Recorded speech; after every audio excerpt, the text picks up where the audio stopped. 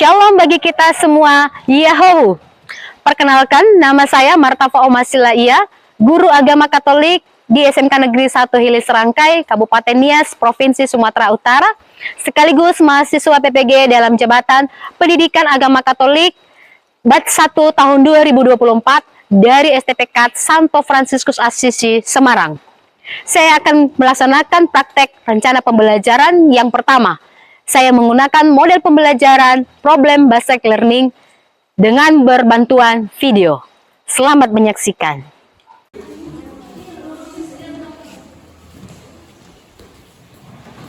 Ya, siap. Beri salam kepada ibu kita.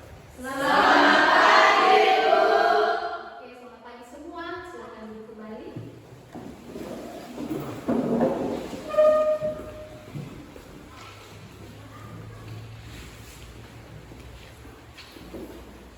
Selamat datang kepada anak-anak kami dalam proses pembelajaran pendidikan agama Katolik. Ibu merasa kalian pada hari ini sangat-sangat bahagia. Ya, bagaimana kabar anak-anak kami semua? Sehat. Sudah pada makan? Sudah. Ya, sebagai rasa syukur kita kepada Tuhan karena pagi hari ini anak-anak kami dalam keadaan sehat, gembira. Mari kita menyampaikan doa syukur kita kepada Tuhan, kepada anak kami Mirta, supaya membawakan kita ke dalam doa. Persilakan. Amin.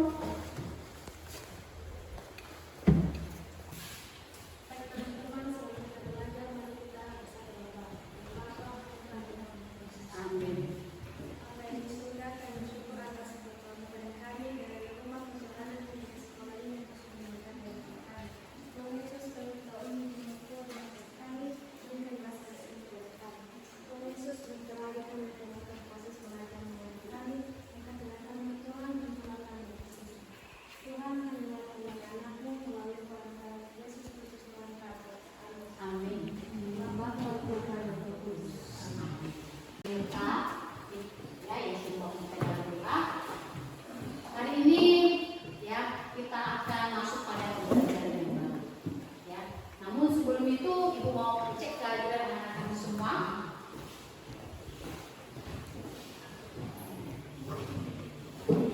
Ini ada yang absen hari ini ya? Iya. Oke, Ibu cek satu-satu ya.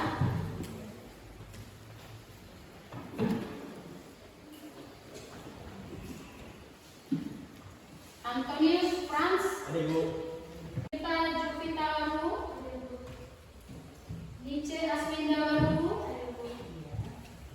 Reni Sastra Mendrupa, Yudis Francisca Waru, dan Yudita Waru. Oke, terima kasih. Hari ini hadir semua ya nak. Ya, dipertahankan kehadirannya ya supaya anak kami tidak ketinggalan dalam setiap mata pelajaran. Baiklah, sebelum kita memulai materi kita pada pagi hari ini, Ibu mau merefleksikan dulu ya dinamika belajar kita ya, sehingga nanti proses belajar kita sepanjang hari ini dapat berjalan dengan baik. Ya. Ibu minta anak-anak Ibu yang masih ingat ya kesepakatan belajar kita, Ibu persilahkan. Siapa yang masih ingat? Saya bu. Ya, apa yang pertama? Masuk tepat waktu. Ya, masuk tepat waktu. Mantap. Siapa lagi yang masih ingat? Saya Ya, silakan. aktif dalam kegiatan pembelajaran. Aktif dalam kegiatan pembelajaran. Ya, masih ingat? Ada lagi? Oh ya, saling menghargai antara teman. Ya.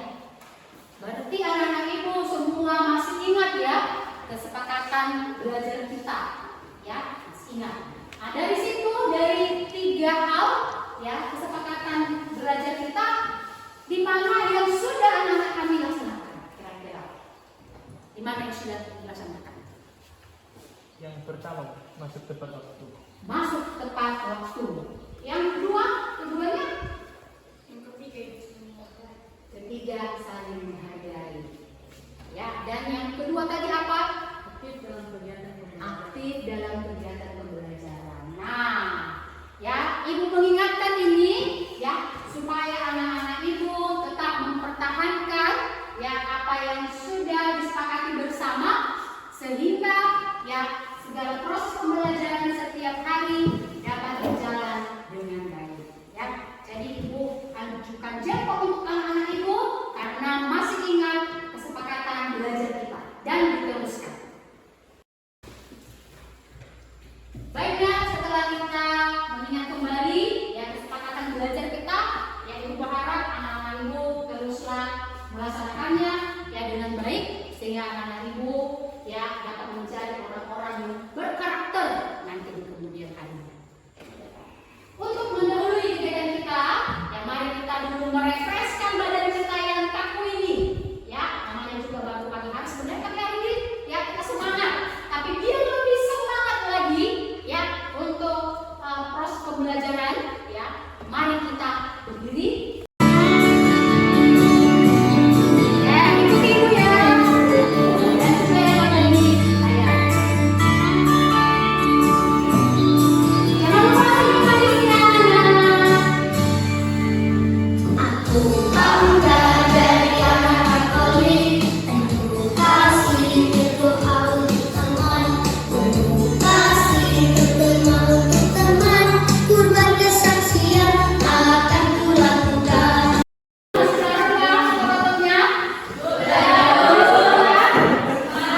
Siap belajar? Siap. Oke, mari kita lihat ya materi kita sebelumnya. Ibu akan bertanya apakah masih ingat materi kita minggu yang lalu. Apa materi kita minggu yang lalu?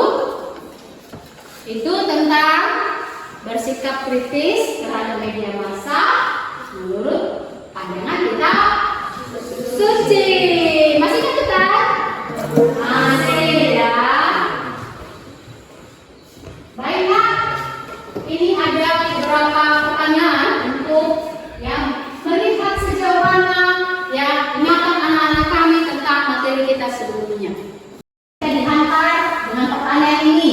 Ya bagaimana ya anak-anak kami yang bisa menerapkan sikap bijaksana dalam menanggapi berita yang beredar di media.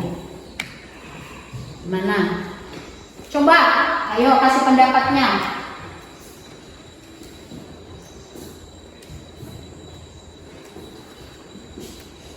Masa sudah lupa? Ayo, bagaimana? Oh ya, silakan Mak, silakan berdiri. Jadi untuk menerapkan sikap bijaksana di dalam menanggapi berita di media, kita bisa melakukan beberapa hal. Yang pertama yaitu bersikap kritis dan selektif, kemudian mempertimbangkan konteks, kemudian diskusikan dengan bijak, dan yang terakhir bersikap tepat. Oke, terima kasih. Tepuk tangan dulu untuk teman kita. Ada lagi yang memberikan tanggapan? Ada? Ya, kita masuk pada pertanyaan kedua. Ya, dalam kehidupan sehari-hari, mengapa penting anak-anak kami untuk tidak langsung percaya pada semua informasi yang diterima melalui media massa? Kira-kira apa alasannya? Kenapa anak-anak kami diharapkan jangan menerima 100% berita yang kita dengar, ya, baik itu melalui handphone, ya, ataupun dari SMS, ya, apalagi sekarang sudah banyak penipuan ya, Anda menang sekian, ya, tapi dengan catatan, ya, bayar dulu uang sebagai bukti transaksi, contohnya seperti itu. Nah, jadi di sini, ya, anak-anak kami dihantar, ya, dalam kehidupan sehari-hari mengapa penting? Ya, untuk materi kita ini ada pun tujuan pembelajaran yang akan dicapai, ya, adalah anak-anak kami nanti mampu memahami, ya, pengaruh media massa dengan bersikap kritis dan bertanggung jawab, ya, sehingga nanti anak-anak Ibu, ya, dapat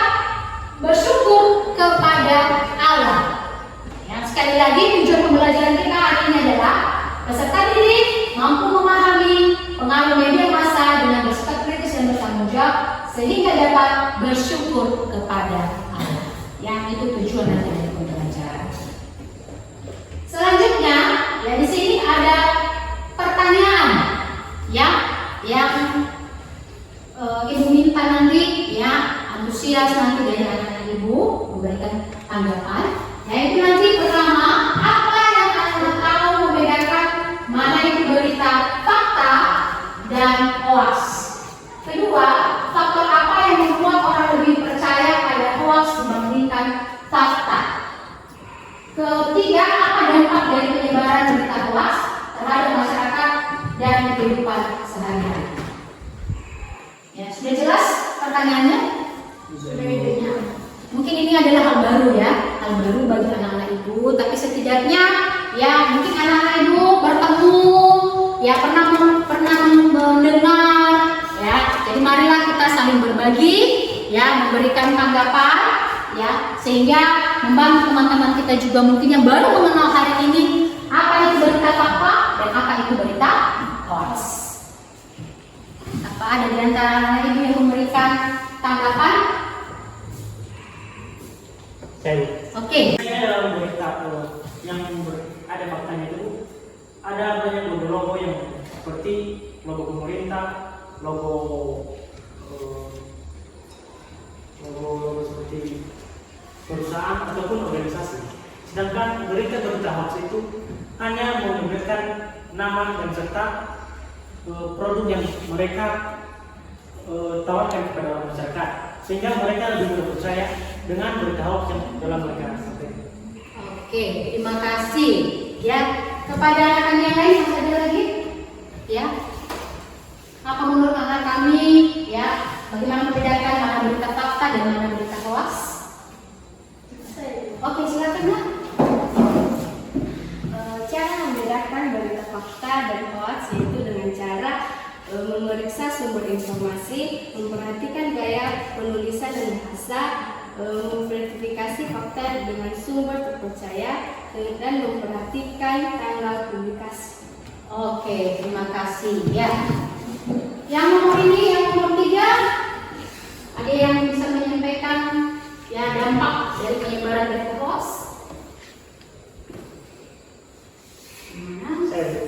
Lagi.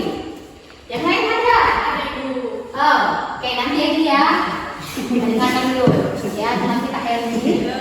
Jadi ada beberapa dampak. Yang pertama yaitu kebingungan dan ketidakpercayaan. Yang kedua yaitu pengaruh pada keputusan publik. Yang ketiga dampak kesehatan. Ya, betul sekali. Kami lagi.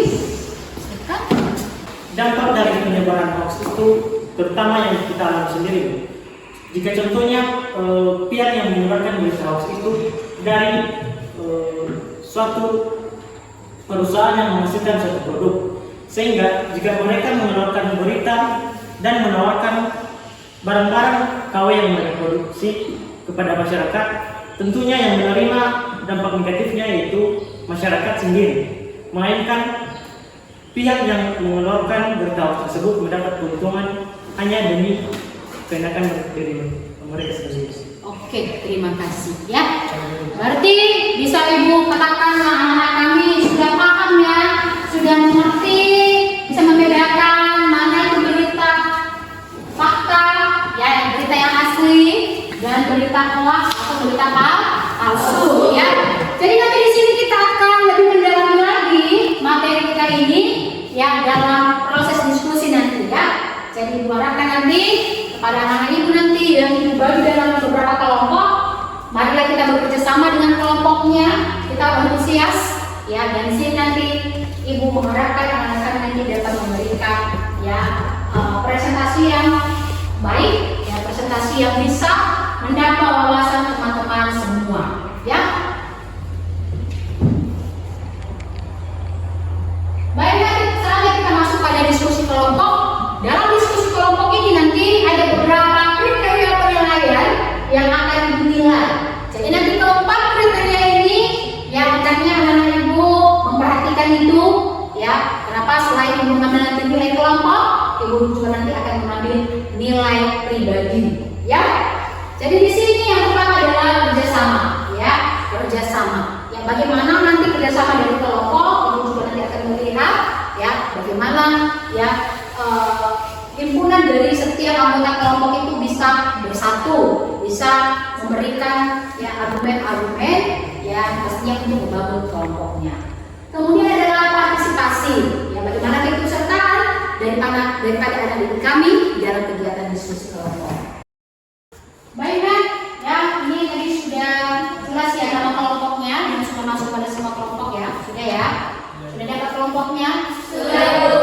Salah kelompok? Oke, baik ya. Jadi nanti apa yang akan dibahas oleh anak-anak kami nanti di sini ada beberapa nanti ya bahan diskusi yang akan dibahas oleh anak ibu dan ibu sudah share ya, sudah share di WA group masing-masing ya, tolong dilihat ya, dan nanti dipelajari di dalam diskusi kelompok. Ya, ibu akan membagikan lembar kerja ya setiap kelompok ya.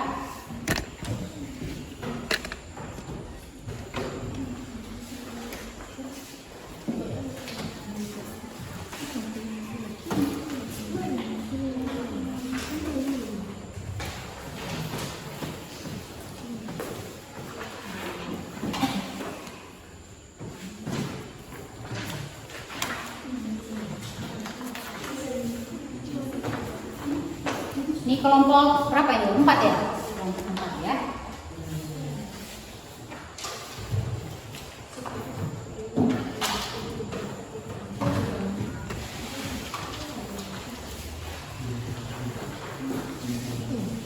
Baiklah, ya kalau diperhatikan nanti bahan ya diskusi kita ini nanti kita akan melihat bersama nanti yang melalui laptop masing-masing kalau sudah download.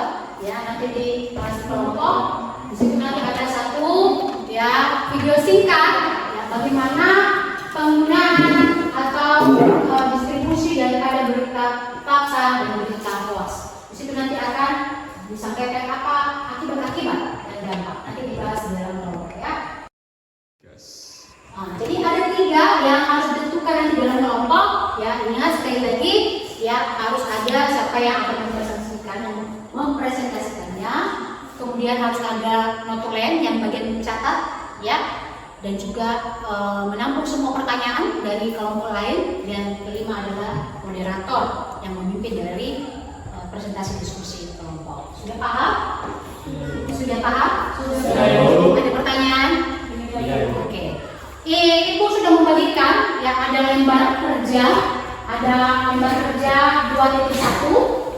Dan baliknya ada lembar 2.2 ya, lembar 2.2 dan di situ ya ada beberapa pertanyaan nanti dan itu akan dibahas dalam kelompok ya. Baik, ibu persilakan anak-anak ibu ya membahasnya di dalam kelompok. Ibu memberikan waktu 30 menit dan sekarang persilakan. Oke.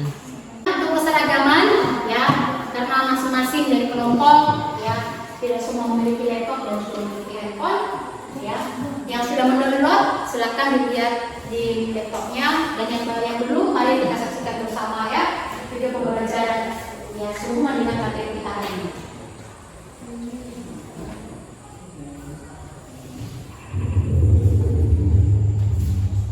Video itu bikin aku marah banget.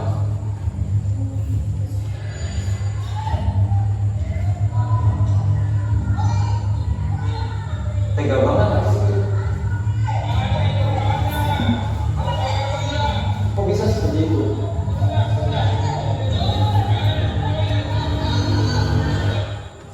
Aku merasa wajib di-share ke teman-temanku.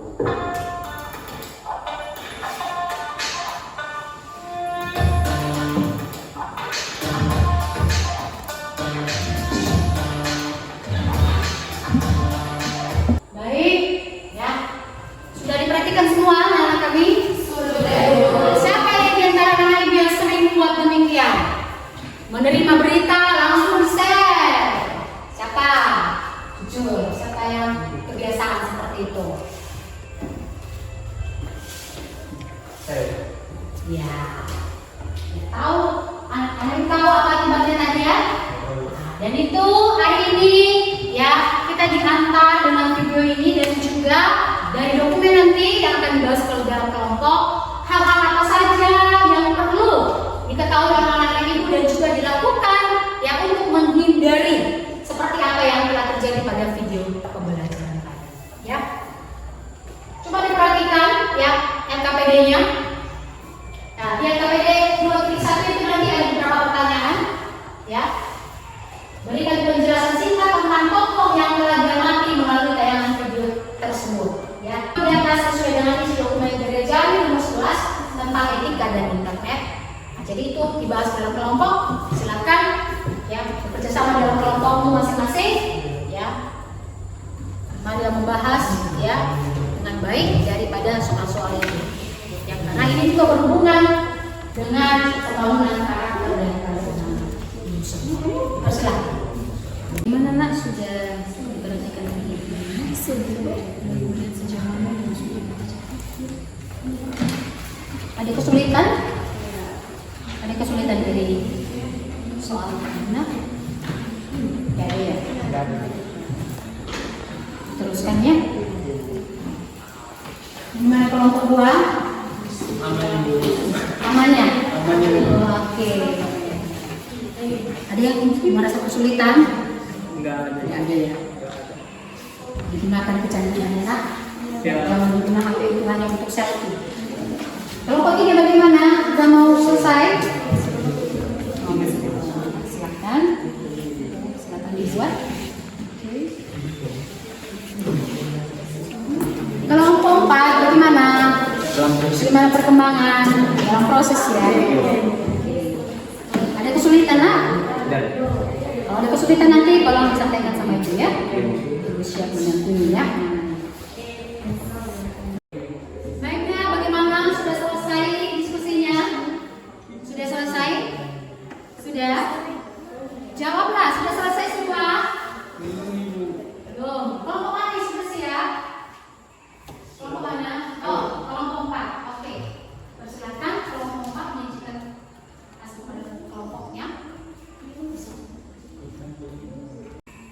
Teman-teman, perkenalkan kami dari kelompok 4 yang ingin menyampaikan hasil diskusi kami. Sebelumnya, perkenalkan nama anggota kami, nama anggota kelompok kami. Saya Natalia Pitawaro sebagai moderator, bersama saya Frans sebagai penyaji materi, sebelahnya Cindy sebagai notulen dan sebelahnya adalah ekstra sejarah.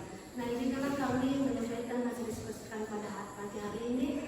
Dan untuk itu kami persilakan teman kami untuk menyajikan. Baik, kita akan melanjutkan presentasi berikutnya. Kelompok mana lagi yang sudah selesai? Oh ya, persilakan kelompok 2. Ibu juga mengharapkan kelompok 1 dan kelompok 3 ya supaya presentasikan aja kelompoknya. Baik, perkenalkan kami dari kelompok 2. Kami akan menyampaikan hasil diskusi kami yang telah kami diskusikan tadi dan kami akan mempresentasikannya dalam tulisan. Baik, pertama-tama perkenalkan nama saya David Sejaman Berba. Di sebelah saya ada Felicitas Renati Waru sebagai pembaca dan Rita Waru sebagai pembaca kedua.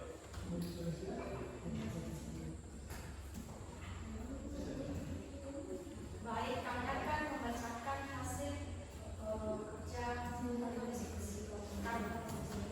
Pertama, berikan penjelasan singkat tentang tokoh yang telah diamati melalui tayangan video tersebut. Dan cerita yang telah kami tonton yaitu orang tersebut terlalu cepat bertindak dan tidak terlebih dahulu berpikir tentang apa yang telah dia share atau menyebarluaskan video di media sosial hingga banyak penonton yang berkomentar, dan dia tidak mengetahui bahwa video yang telah dia sebarkan itu adalah berita hoax hingga ia mendapatkan ganjaran terhadap pihak yang berwajib. Baik, selanjutnya LKP nomor 2 dilanjutkan oleh teman kami. Baik, saya akan membacakan LKP 2 yaitu apa yang menyebabkan aktor tersebut ditangkap, yaitu karena ia telah menyebarluaskan video hoax di media sosial. Sepertinya ada sesuatu.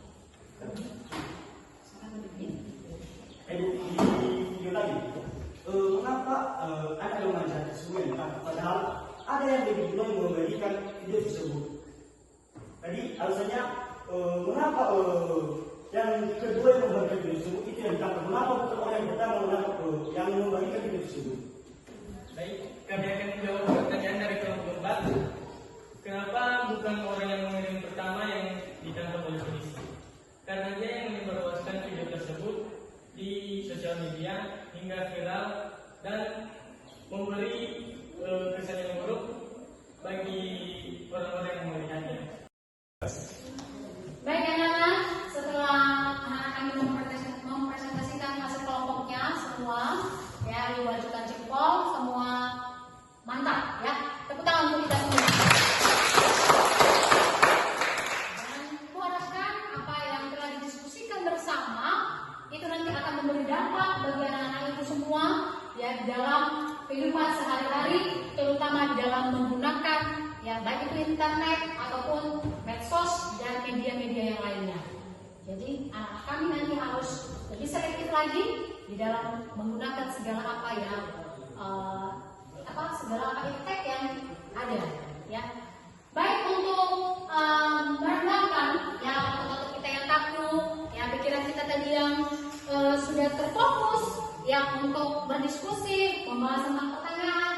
Mari yang kita lupakan semua itu, mari kita berdiri semua ya, kita menggerakkan tubuh kita dengan ya gerakan ya, juga membuat kita relax ya. Coba dulu diregangkan semua dulu tangan-tangannya ya, oke. Coba diperhatikan ya sambil kita mengikuti bersama ya.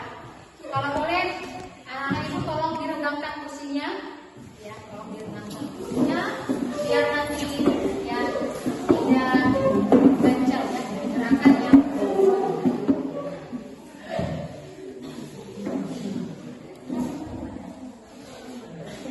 Jadi soalnya dulu ya.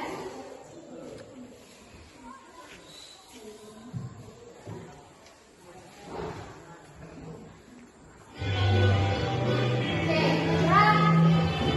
Yang gerak sana ya.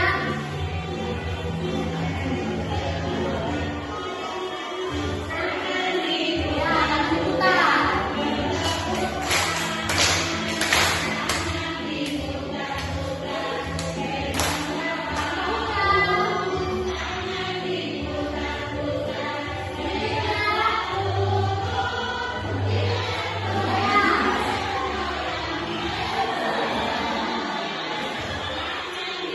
Oke, tepuk tangan untuk kita semua.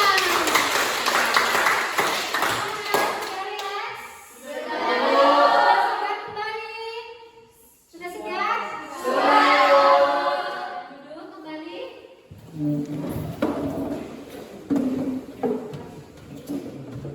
Baik, setelah kita tadi berdiskusi kelompok, kemudian kita melakukan gerak ya untuk meringankan otot-otot kita. Ya sekarang, ya mari kita menyimpulkan bersama apa tadi hal yang sudah ya dipresentasikan oleh anak-anak kami dalam setiap kelompok. Marilah kita memberikan kesimpulan. Ya, pasti anak-anak itu tadi sudah paham ya tentang video, tentang seri dokumen, ya sudah paham dan mari kita simpulkan bersama untuk kita laksanakan ya di dalam kehidupan sehari-hari. Oke, ibu persilakan dulu kelompok ya 1 ya. Apa kesimpulannya? Ibu, kesimpulan yang dapat kami berikan itu, jika seandainya kita telah menerima berita dari sumber-sumber yang belum tentu kita ketahui, tentunya kita perlu menelusuri dari mana sumber berita serta fakta yang terkandung dalam berita tersebut agar tidak merugikan pihak siapapun baik diri kita maupun orang lain. Oke. Berarti pertama kita ya menyimpulkan pertama ya. Ya, kelompok 1 mengatakan bahwa pertama kita harus mencari tahu kebenaran informasi yang ada. Baik, ya sekarang kelompok 2, apa kesimpulannya nak? Baik Ibu, kesimpulan yang dapat kami lihat dari video tadi adalah tidak mudah menerima apa saja berita-berita yang kita terima. Sekian Ibu. Oke, kelompok 3 bagaimana? kesimpulannya, Nak.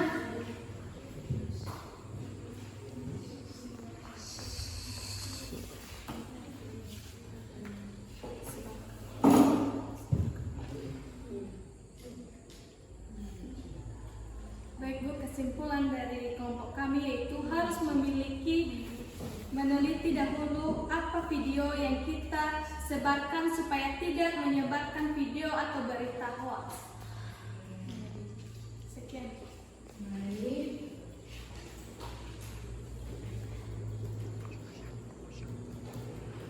Baik, kelompok 4, kelompok terakhir, dipersilakan. Ya. Belajar mengendalikan diri dan tidak mudah mendapatkan informasi. Oke, baiknya ya ini tadi kesimpulan yang telah disampaikan oleh anak-anak kami dari setiap kelompok. Ya, yang pertama ya apa yang menjadi kesimpulan? Pertama, mencari tahu kebenaran informasi yang ada. Kedua, jangan mudah menerima berita yang ada. Ketiga, selektif dalam menerima berita sebelum diekspos. Dan keempat, belajar mengendalikan diri dan tidak mudah percaya terhadap berita yang tidak resmi. Ya, jadi dari kesimpulan ini, ya, ini merupakan penguatan untuk anak-anak kami, terutama di dalam menggunakan ya internet, dalam menggunakan media massa, ya, sehingga nanti tidak terjadi seperti apa yang dialami atau ditunjukkan di dalam video tadi. Di mana di dalam video tadi, karena saking dia serius menanggapi sebuah berita, akhirnya dia mengekspos, ya, ternyata itu hanya sebatas drama sebenarnya. Tetapi karena dia terlalu prihatin ya terhadap berita yang ada, akhirnya ya dia menyebarluaskan, ya, tanpa lagi menyeleksi dari berita ataupun informasi yang ada di dalam media itu sendiri. Sehingga apa yang terjadi? Akhirnya dia berhadapan dengan pihak-pihak berwajib. Ya. Oke, baiknya setelah kita menyimpulkan secara bersama, sekarang kita masuk pada kegiatan berikut, ya, yaitu kita masuk pada kegiatan refleksi, ya.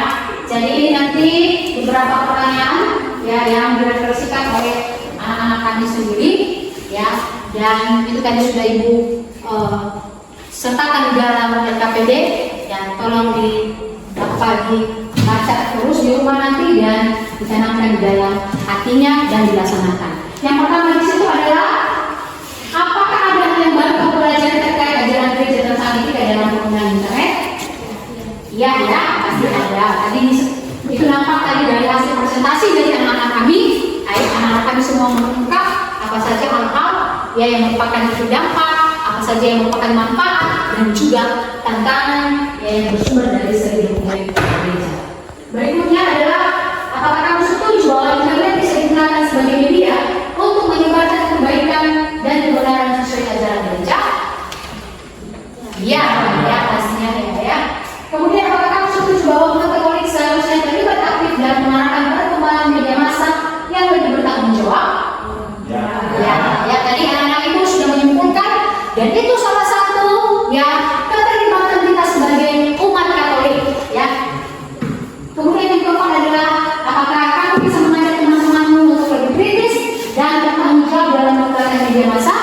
Ya. Jadi itu tidak hanya dia saja katakannya, tetapi hendaknya itu ya kita melakukan dalam kehidupan sehari-hari dan juga kita hidupi dimanapun kita berada dan selalu kita menyampaikan hal-hal kebaikan kepada sesama kita. Ya, baik, dari sini kalau ada yang mau ditanya yang kurang jelas, dipersilakan. Dari segala proses pembelajaran kita tadi di awal, kalau ada yang tidak jelas, yang bisa dihadirkan. Baiknya, kalau tidak ada yang ditanya, kita lanjutkan pada kegiatan ya tugas mandiri. Ya, tugas mandiri ini adalah pekerjaan yang dikerjakan oleh anak-anak kami. Jangan berharap kepada temannya. Ya, tugas mandirinya apa? Menemukan paham atau ideologi dan gaya hidup yang berkembang di masa ini. Kemudian buatlah ringkasan singkat. Ya, jadi kepada anak Ibu ya supaya nanti mengaksesnya melalui internet ya apa saja yang merupakan paham atau ideologi dan gaya hidup yang berkembang di masa ini dan dibuat ringkasan ya jangan hanya dibaca saja. Ya, jadi minggu depan kita akan masuk pada materi ya bersikap kritis terhadap biologi, paham, dan gaya hidup yang berkembang dewasa ini. Baik, kalau tidak ada lagi yang akan dibahas, ya kita akan mengakhiri pembelajaran kita karena sudah waktunya akan bertukar les. Ya, mari kita masuk dalam doa penutup kepada Ibu. Siapa ya, si David ya? Silakan. Baik teman-teman, untuk mengakhiri mata pelajaran kita, mari kita bersatu dalam doa dalam Bapa, Putra, dan Roh Kudus. Amin. Amin. Ya Tuhan Allah Bapa kami yang telah berkata di dalam kerajaan surga, sekarang kami kembali memuji dan memuliakan nama-Mu di siang hari ini. Dan kami juga akan melanjutkan pada materi selanjutnya, dan kiranya Engkau yang menyertai kami semua dalam setiap pembelajaran yang akan kami terima. Ya Tuhan, hanya di dalam singkat ini yang kami panjatkan melalui perantaraan Kristus Tuhan kami. Amin. Amin.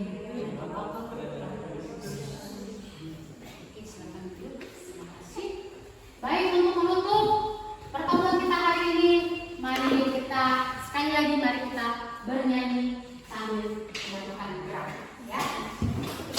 Ayo, kita ikuti gerakannya ya.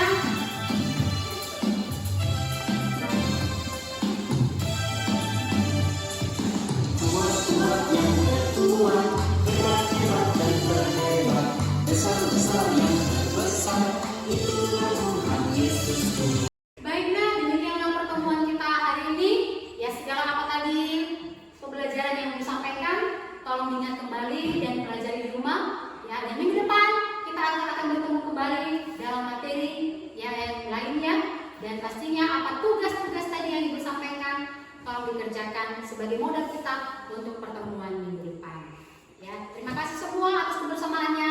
Tuhan Yesus memberkati kita semua. Ya Allah.